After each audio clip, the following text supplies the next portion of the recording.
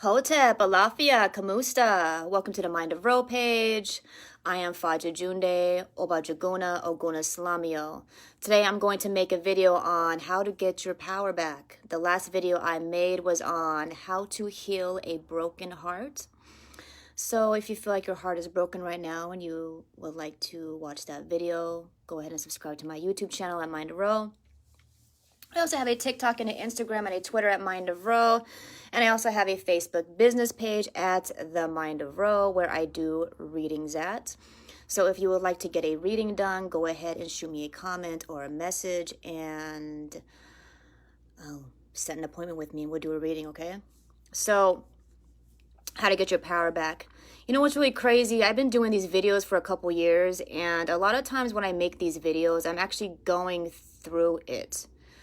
So the last video I made, I also share, so I practice African spirituality, and on my Facebook business page, I always share the Odu of the day. If you're not sure what that means, that basically means energy, I guess, how to explain it in simple terms, if some of you aren't familiar what Odu means. And I noticed a lot of times when I share Odus of the day, I am actually living a little bit of that experience as well, because energy attracts energy, you know, like attracts like. So I notice when I make videos, I actually am experiencing those feelings in the video, and when I share Odu, I am actually experiencing some of the Odus or that energy frequency from the Odus I share on my Facebook page as well. So I am currently going through a moment of time of learning to get my power back, which we always are in life all the time. You know what I mean? So, but this is definitely a different experience. I am an initiate not only in Ifa, but also in Kumbanda, and my Kumbanda spirit has been really pushing me to get my power back. So I'm going to make this video to share my personal experiences and some realizations that I've had during this moment of fighting to get my power back, and hopefully whoever's watching this, it helps you as well. So number one, the first step to getting your power back is actually you have to admit that you lost your power. There is not one person on this planet who has never lost their power, okay? Unless you were like the ruler of the world or the ruler of the universe and you are God, you've lost your power in something, somehow, some way. I'm not trying to say this to you so you could lose your power more and make you feel insecure. I'm saying this because a lot of times we don't want to admit we lose any of our power because we get really egotistical and prideful and say, oh no, I don't have no power. I've never lost ever. If you're a human being and you're watching this, then there is some kind of power within yourself that you have lost somehow, some way. A red flag of that is there is something that you know you should be doing and you're not doing. This is where we need to really admit to ourselves what are all the dreams and the goals and hopes that we have within ourselves that we are just simply not doing, that we're simply not manifesting and pushing to make it happen. And we're crying and we're complaining about it. How many of those things can you think of right now that you're doing? This is an example of our power being lost somehow, some way. And so the first step is to basically really admit that we given our power away, whether it's to other people or whether it's to our shadow self, whether it's to the government, the elite, whatever power it is, you know, we have to admit that we lost it somewhere, somehow, some way. And that's the first step, is always admitting, right? So first step to getting your power back is admitting that you lost it in the first place. Because our pride will sit there and tell us we didn't lose anything, therefore why fight for it if you haven't lost it, right? So you're going to have to admit that you lost something for you to want to gain it back and for you to want to fight for it back. Number two is you really got to know what you want. So to get your power back, you have to really identify what is that power in the first place. What really makes you feel powerful? What is power to you? You know, what does that mean to you? Not what does it mean to the world? Not what does it mean to the elite and the governments and, you know, politicians that run the world? Not what does it mean to your spouse? Not what does it mean to your parents? But what does power really mean to you? If you really had your power, what does that mean to you? Who would you be? What would you look like? What would you walk like? How would you feel? What would your energy feel like? What would you dress like? Where would you live? Who would you be with? Who would you be hanging out with? How would you speak? How would you smell? All of that stuff. What does it look like to you, honestly? How are we supposed to find our power if we don't really know what it is? You know, so the second step to getting your power back is you really have to identify what that is. What does it look like? Honestly, what is it? And we lose our power when we let other people tell us what it should or shouldn't be. We lose our power when we don't want to think about it, because we don't want to fight for it, because we're scared of something, you know? So you got to identify it. Sometimes you got to write it down, or you got to really meditate on it. I don't know, you know, whatever you got to do to find that clarity within yourself. I mean, I do Ori work. I talk to my Orishas and stuff. That's what I do. You know, I meditate. But you got to do whatever it is that it takes for you to do, or to connect with people, you know, to find out what that really means for you to be powerful. What does it mean to you? Without comparing yourself to other people or what other people want for you. What does it really mean to you? What do you want? Number 3 is know what you need to identify and realize what is really happening that is keeping you from having that power. Why do you feel like your power is being held back? So number 3 is basically, why are you powerless right now? And a lot of times it's something we'll tell ourselves is because we're just being insecure. Yeah, but it's very vague. You know, if we're being insecure, where are we being insecure at? And if we're being insecure about something, then what in our life is reflecting that insecurity? Are you having toxic people in your life? Are you in toxic relationships? Are you allowing toxic people around you to tell you what to think and tell you what to do and tell you how to live? Are you working a job that you really don't enjoy, but you're just doing it for money? Therefore, it's making you feel powerless and timeless or something. Not really timeless, but you're running out of time because you're putting all your time into a job that is not serving your highest good. Why did you lose your power? Like, you have to really identify what is really happening in your life that is keeping that power away from you. Is it an ex? Is it an ex that was abusive, and their voice is in your head constantly that's making you feel insecure that you can't succeed? Is it your parents that told you that you would never do this or that, you would never amount to anything, and that voice just keeps echoing in your head? Honestly, you have to identify what is really keeping you from your power. You have to really open your eyes and look around at the people you associate with, at the ideas that you have told yourself to live by. What are you living by that's actually sabotaging you? You know, do you drink too much? Are you an alcoholic? And the only thing you could think about when you get off work is, oh, well, I'll just come home and drink and avoid all my problems and it'll be okay. You have to identify that. What is happening that's keeping you away from your power? The only person that could really identify that is you. The next one, number 3, is when you identify these things, you have to really plan. Okay, let's say you go down the list and you figured out, okay, you lost your power. Now you know why, because you looked at your life and said, damn, I'm associating myself with some crappy people. I'm in a crappy job, or I'm having crappy thoughts. And you figured out what you want. I want to do this. I want to have this business. I want to have this home, and I want to whatever, travel here and there and there. So now you know what you want. Number 4 is plan. Are we really get our power back when we stop talking about it and we actually start doing it? And if we don't have a plan on how to accomplish those goals, then it's really just not going to happen. You know, I mean, You can sit there and blame the next person next to you all day, every day. And you can sit there and blame the elites all day, every day. And you could blame your parents and how they treated you all day, every day. But if you're not going to sit down and make the plan and actually write down what you need to do to accomplish your goals and your needs and wants and your power, then you got to admit that it's just you, you know? So number 4 is basically plan. The next one is you guys have to write it down. What do you want? What is it going to take to get to where you want to be?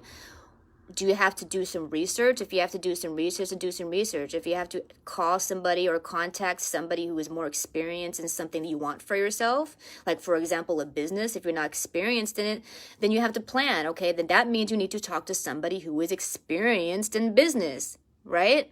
Then that means you have to plan and you have to write that down and say that's what you need to do. You have to take that step to make it happen.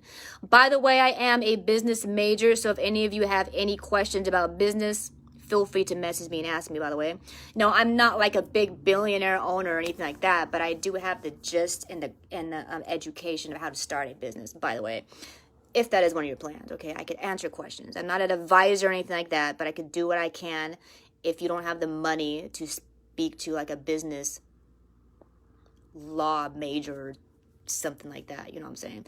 But my point is that if you want to do anything with your life to get your power back, you have to plan first. You got to be real with yourself. I mean, you got to actually tell yourself, okay, what do I need to do to get to that place that I want to be at? And you have to write it down and say, okay, if I want to have this, what do I need to do to have that? You know what I'm saying? So my next one with that is back to, as actually you just have to do it. You got to stop dragging your feet. If you want to own a business, if you want to go to school and further your education, if you want to be a YouTube star, if you want to be a priest or a priestess or whatever your goal is, and the next step to after that is you actually have to just do it. You know, that's where you actually really get your power back, is when you actually freaking do it and actually do what you say you're going to do. Practice what you preach. Walk the path that you say you want to walk. Walk and talk as the person you want to be. And stop talking about it and be about it. That's when you really get your power back, is when you actually do it and stop complaining and actually do it. Number 6 is you got to stand your ground and don't be swayed. Because if you're doing this life-changing moment where you're getting your power back, there's a lot of people around you who is not going to be able to handle your change, who is not going to be able to handle you changing the way you speak, changing the way you think, changing the way you act all of a sudden because you're getting your power back. There's a lot of people around you you're going to deal with that's going to try to change your mind. They're going to try to say, oh, well, you changed. Duh, that's what we're supposed to do, is change. There's going to be people around you who is going to try to tell you, no, you should be doing this and doing this and doing that. But if you took the time to meditate on this and to really evaluate yourself, and you really planned it out, and you really finally made up your mind that this is what I want for myself, and other people are telling you otherwise, you have to learn how to really stand your ground. You have to really learn to say, that is not what I want, and this is what I want. And to stop letting people convince you to feel guilty for wanting what you want. To stop feeling bad for telling people, no, this is what I want. And I am sure that this is what I want. And I am sure that this is what I think. And I am sure that this is what I believe. Because this is the values that I want to live by. And you have to really learn to stand your ground in that. Because when you don't stand your ground in that, that's when you lose your power. No matter how much work that you do, no matter if you did all the steps that I just listed and you went and you figured out that you lost your power and you admitted to it and you went to get your power back and you're walking your path and you're doing your thing, and here comes Mojo, some new person you meet, or your mom or dad or sister or brother or even one of your children, or somebody, whatever it is, or some other person you feel that might have more experience than you, and they try to tell you, no, that's not what you want. You want to do this because they're a hater, whatever freaking stupid issues they have. You need to stand your ground. This is when it gets hard. This is when it gets rough. And the reason why we don't accomplish a lot of our goals and we get our power back is because of this step right here, number 6, when it comes to standing your ground. When you say, this is what I want, this is what I believe, and these are the standards I will live by, and other people will try to tell you otherwise. This is when the shit hits the fan. And this is when you're either going to fold and you're going to break and you're going to fall over, or you're going to stand your ground and say, no, this is what I want for myself, and this is what I'm going to fight for. And if you don't like it, then basically shut up or go away or live with it, whatever it is that you need to say. Number 6 is when it gets really rough. No, it's not rough when you think it's hard, when you have to admit that you need to get your power back. You think it's actually hard when you actually have to stand and walk and do the powerful things.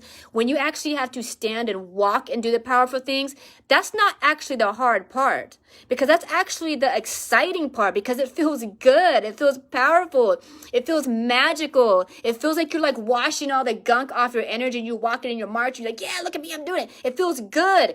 That is not the hard part. We lie to ourselves and say that's going to be the hard part. It's going to be hard. No, the hard part is what now I'm not saying this is law, and this is for everybody, but I let you know right now, from my personal experience, the hardest part has been to stand ground, to say this is what it is, and this is what I want, and no matter how anybody feels about it, no matter how much I love you, this is what I want, and this is how I feel. That is when it gets hard, because people's hearts will get broken. And you will have a choice to where you're either going to say, I want this for myself, or I'm going to fold and compromise my needs and wants and my goals and my power to appease somebody else. This is when it gets hard. This is when the power struggle comes back and tries to drag you back to square one, where you have to start all over again and be like, damn, when did I lose my power? Damn, I lost my power. I got to start all over again. This is where you meet the crossroads and where it starts to get really hard. Okay? And that's what I've realized with myself. And I've realized it's been with a lot of people. And we got to ask ourselves, are we really, when do we, I'm not saying to be selfish, but there's a balance in being self-serving and being in service of others. This is where we get to the place of where we need to learn how to balance our left hand of God, which is self-serving, and our right hand of God, which is to be of service of others. And recently I've been learning to not compromise myself. You can find a balance to where you could be of service to others without compromising yourself. And a lot of people who want to just constantly only be service of others, when they're in constant need and they haven't found that balance, they're going to want you to sway either one or the other side, because there's a lot of selfish people out there all the time that all they are is about their self and their self and their self. And there's a lot of really selfless people who all they are is about other people, and they're constantly compromising their self all the time, and they don't love their self because they're too busy loving the other people. That's not healthy for any, and it's not healthy for any party involved, because if you're being selfless and you're not loving yourself and you're only loving other people, you're teaching that person to take advantage of people. If you're being selfish, then you're basically just living off your ego and pride, and you're hurting other people. So we have to find that balance of being selfless and not selfish, but self-serving and being of service to other people. And this is a balanced dynamic that is really hard to find. But when number 6, when it comes to learning to stand your ground for what you want, this is where we find that balance of, okay, what is good for me, and where am I sacrificing myself for another person who should be sacrificing for their self? You know, there is just some things we just need to learn to do for ourselves, and we need to hold other people accountable for their self, without us feeling guilty for that. And that's where we get to that area and that self-power of where can we hold on to our own power and not feel guilty or shame for it. You know, I work with the Eon Me a lot, and the Eon Me basically told me that if I know I'm being a good person and I know I'm doing everything that I can to be the best person that I can, then I need to stop feeling guilty for doing things that I know is against my personal morals and values, because somebody else just doesn't get it. You see what I'm saying? We need to stop feeling bad for that. Because if I'm like, okay, I know my personal values, but if you don't understand my personal values because you want some other level, then why should I feel bad because you don't understand? You see what I'm saying? These are things that we need to really think about and evaluate with ourselves when it comes to standing our ground. You know, where is your ground at? What are you really standing up for? And you have to stand up, and you have to stand with that. There's so many people that I know that follow me that want to fight against the elite and fight against all this crap that's going on in the world. If you're going to do that, then what are you really standing up for? Honestly. And you have to really tell yourself, what is it? And really mean it when you say it. And stand by that. You know what I'm saying?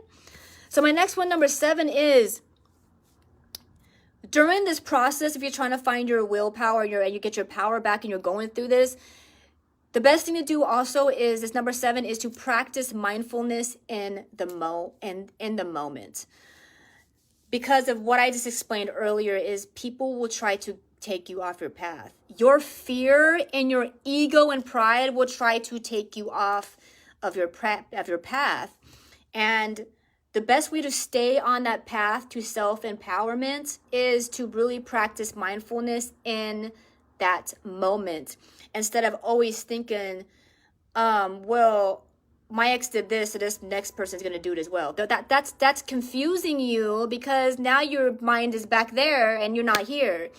Or practice mindfulness and not focus too much on the future. I mean, not saying you shouldn't focus on the future. You should focus on the future.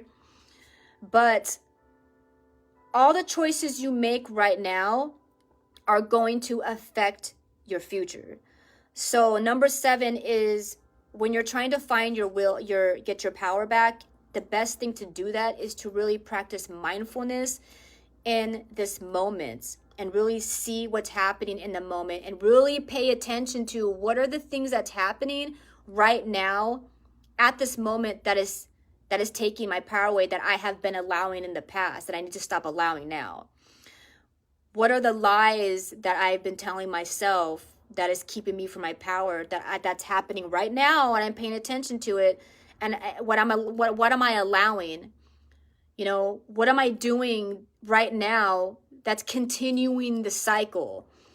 And I always mention this in my video all the time. There's a cycle that we do. It's over and over and over and over again, constantly, that we need to be mindful of, that we need to stop and pause and say, okay, I'm having this conversation with this person. I'm having this moment in my life. I'm working this job, or I'm doing this. What am I doing in these moments right now that's happening that is actually keeping me in that cycle? So the best way to get your power back is to really sit and be really mindful in the moments as these things are happening. As life comes and slaps you in the face, as the shit hits the fan, as arguments happen, as you're meditating and messages are coming in, and as you find your peace, and as you struggle through life, the best way is to really pay attention and ask yourself, okay, what am I doing right now that is a cycle that I was doing that has been taking my power away? What am I doing? What do I need to change right now? What have I should have said? What have I should have done? What do I need to be doing? Instead of just allowing that subconscious shadow self to keep repeating it over and over and over again, you keep doing it, you know? So number 7 is, you got to really practice mindfulness in the present moment. What is happening right now? Not now, not then, but right now. Right now. You know, every single time you're talking to somebody, you got to be like present in the moment now, you know? It's really hard. But if you're struggling with mindfulness, I did make a video not too long ago called I did a guided meditation on mindfulness, and I also did a video on some steps on how to practice mindfulness. So if you need more knowledge or more wisdom on that, go ahead and look for that video I made on my YouTube page on mindfulness meditation and also how to practice mindfulness if you need a little more tips and advice on that. So my next one is number 8 is you got to associate with like-minded people. If you're trying to get your power back and you know, okay, this is who I want to be, this is where I want to be at, then stop hanging out with crappy people who's back here somewhere and they want to keep you there. This is called frenemies. I made a video on frenemies, people who don't want to see you grow, people who act like they have your back, but they really don't, and they're just getting in your way. This is called frenemies, and we need to be mindful of those type of people that are in my life or in your life and in our life. So it doesn't mean they're necessarily always friends. They could be coworkers, they could be family members, okay? We need to be mindful of that. So number 8 is you got to associate with like-minded people.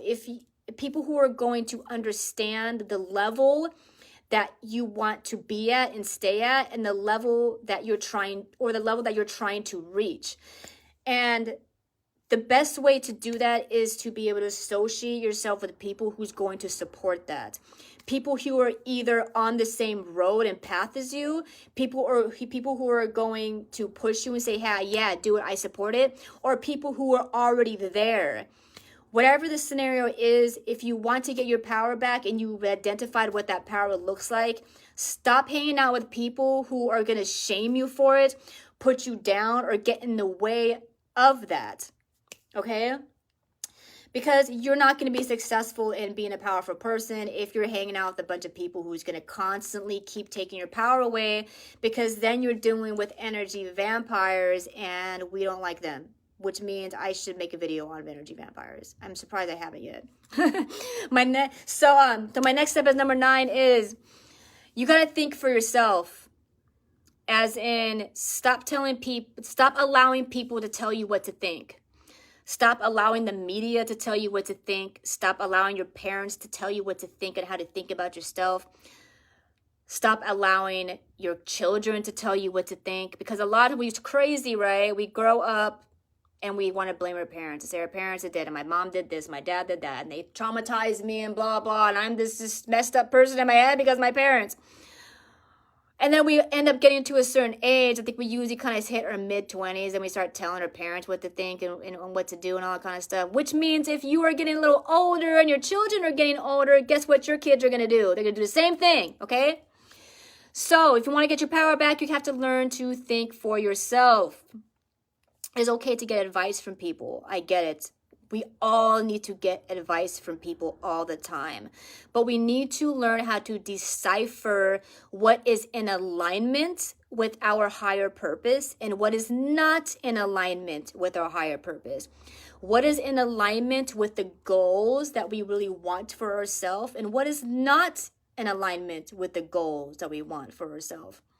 Does it mean to hate everybody who doesn't 100% agree with you? No, that's not what it means. Because you're never going to find somebody who's going to always 100% back everything up that you do, think, or say. You are unique. I'm unique. You are unique. Everybody watching this is a unique person. And we need to understand that there are just, when people tell you things, there are just some things you got to keep and some things you got to throw out. And it's okay. And sometimes the most homeless person bum off the street will sit there and tell you the most wisest crap, and you're like, oh my God, I can't believe this bum on the street just told me something that I've been asking the universe. That means Eshu speaking to you. That's what that means. My point being is you got to think for yourself, and you got to learn when to say, I don't agree, and when to agree. You know, it doesn't mean you got to be stubborn and, not taking advice. But we lose our power when we allow people to think for us. When we allow our parents to tell us what to think. When we allow our spouse to tell us what to think. When we allow everyone to tell us what to think, that's when we really give our power away. So number 9 is you got to start thinking for yourself. Honestly, what are really your values? What is the life that you really want to live? What do you really want for yourself? and which actually takes us back to number 6, where I stated you got to stand your ground. But the only way for you to be able to really think for yourself and say, okay, this is really what I think, then you're going to have to stand your ground. You're going to have to go back to number 6 where it says stand your ground, and this is what you really want to believe. Does it mean you're always right? No. Does it mean you can be right? Yeah, absolutely. It could mean that you're just right now. You are correct for the moment. Because we constantly change. We go through our emotions, we go through our change, we go through our growth. What is the growth in the period that you're supposed to be in right now? So you could go to the next step, and the next step, and the next you, and the next you after that. You know what I mean? So I think number 9 is a big one, is you got to think for yourself. If you don't have to agree with everybody. And I don't care how experienced another person is. If you don't agree, you don't agree, you know? It's okay. We got to think for ourselves. We got to own this. This is our head. This is our Orisha and our God of our destiny. It's our Ori. Ori is our destiny. Ori is our Orisha of our destiny. And we need to learn that we need to think for ourselves. Because we made an agreement in heaven before we came here that this is the goals that we're going to accomplish. These are the lessons we need to learn. And this is the higher purpose that I'm going to live before leaving this plane. And that is our Ori. And that is our agreement that we made with God, with Olodumare and the Orishas and the Netaru and Amun, whoever it is that you believe in, Jesus, whatever.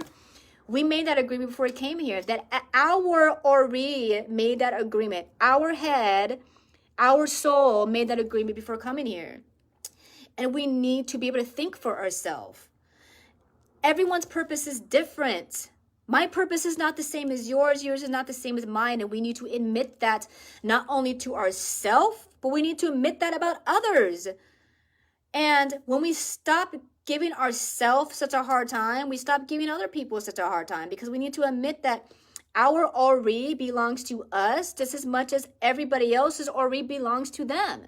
Because we need to think for ourselves. And we need to let others think for themselves. This is ours. That is theirs. That is their belief. That is their path. And this is ours. This is ours. Okay? Next one, number 10, is alone time. This is so hard to do if you have a very loud shadow. Unless you're in love with it. You know what I'm saying? Number 10 is alone time. This is the last step, is because you're not going to get your power back if you don't know how to be with you, because you don't know what your power is. So number 10, and my last step, is you need to spend time with yourself. You need to spend time with your own thoughts and I'm a meditation instructor, so in meditation we call it the monkey chatter. The brain chatter that we try to calm during meditation this is the hardest thing. And the reason why we lose our power is because we're too scared to sit with this. We're too scared to sit with the monkey chatter, because we think we're going to remember a traumatic moment, or we're going to hear our mom or dad telling us bad things from the past, or we're going to feel the pain of a breakup or a family member dying in the past or something. So we don't want to sit with ourselves, and we avoid it, and we avoid it, and then we avoid it. And then when we avoid it, we end up losing our power, because we're trying to make up or fill a void that we are not allowing ourselves to sit with and be one with and love for a moment. So my last step is, which probably should be the first step. So the last, well, number 10 does start with 10. So it can be the first or last step, which is to get your power back, is to spend some time alone. And I'm not talking about one day, okay? I'm talking about some more time alone, where you actually get to know yourself and get to know who you are and what power really means to you. What do you really want for yourself? Who are you, and why do you act the way you act? Why do you react to life the way you react? Why do you repeat cycles? What do you love? What do you want? What do you like? What do you want for yourself? You know, not what other people are telling you what you should want for yourself, but what do you really want for yourself, honestly?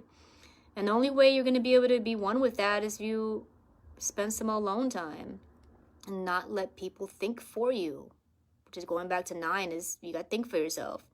And the only way you could really think for yourself if you actually block other people's words and vibes and opinions and sit with yourself for a moment. Go to the mountains, go hiking, go stay in a hotel by yourself.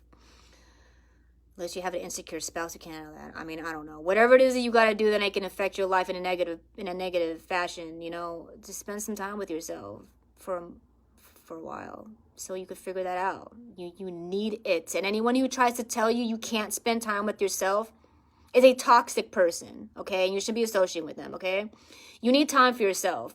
And you need to make time for yourself. And you need to stop giving excuses and why you can't have time for yourself. Because people tell me this, oh, I don't have time. I don't have time. Yes, you do have time.